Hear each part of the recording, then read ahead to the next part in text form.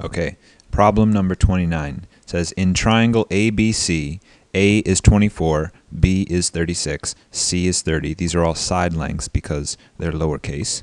And it says find the measure of angle A to the nearest tenth of a degree. Right? So there's this really convenient formula that's listed on your formula sheet. It's called the law of cosines.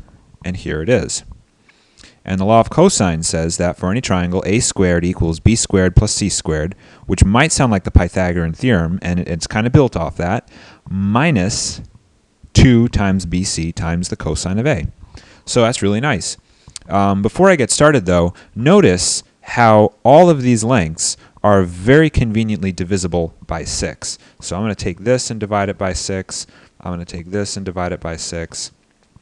I'm going to take this and divide it by 6. And I'm going to work with the similar triangle where all the angles are identical. A is 24 divided by 6, so A is 4. Side B is 36 divided by 6, which is 6. Sorry that my B and my 6 looks almost identical. And C is 30 divided by 6, which is 5. Right? So I have some triangle here. I'll try and draw it so that they're all different sides, right? Our side A, we just said, was 4. Side B is equal to 6. And side C is equal to 5. And we're looking for the measure of angle A, which is going to be opposite of where the side A is. So this is angle A right here. This is our goal. Our goal is to find this measure. And really, it's the only unknown in this equation.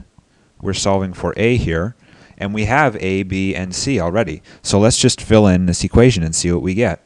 We have A squared, which is 4 squared. That's going to be equal to B squared, which is 6 squared, plus C squared, which is 5 squared. All right? I'm just following right along with this formula. Minus 2 times B, which is 6, times C, which is 5, times this cosine of angle A, which is, again, what we are solving for. We're looking to solve for this. Right? So let's go through and solve this then. We have 4 squared is 16. That is equal to 36 plus 25, that's 61, minus 6 times 5 is 30, 30 times 2 is 60, but we can't just subtract 61 from 60 because 60 is multiplied by cosine of this angle A right here. Okay? And actually, yeah, it's subtraction, so we're okay. So we're going to take 16 minus 61 equals negative 60 times cosine A. Right? 16 minus 61 is negative 45. That's just doing some computations. And we want to divide both sides by negative 60. So let's just divide by negative 60 right here. And this is equal to cosine of A. Okay, so cosine of A is equal to 45 over 60. That's all divisible by 15. Just think of a clock, 45 minutes and 60 minutes. So this is equal to 3 over 4th, right?